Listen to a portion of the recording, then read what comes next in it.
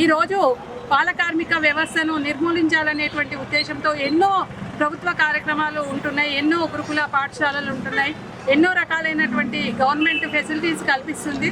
కాబట్టి 18 సంవత్సరాలలో పిల్లలు ఎవరు కూడా పనిలో ఉండకుండా వారి యొక్క బడిలోనే ఉండాలి లేదా కళాశాలలో చదువుకోవాలనేటువంటి ఉద్దేశంతో మేము ఎన్నో అవగాహన కార్యక్రమాలు నిర్వహించడం జరుగుతుంది. 18 సంవత్సరాలలో పిల్లలు చదువుకు దూరమైనట్లయితే వారి యొక్క బంగారు భవిష్యత్తును వారు దూరం చేసుకుంటారు.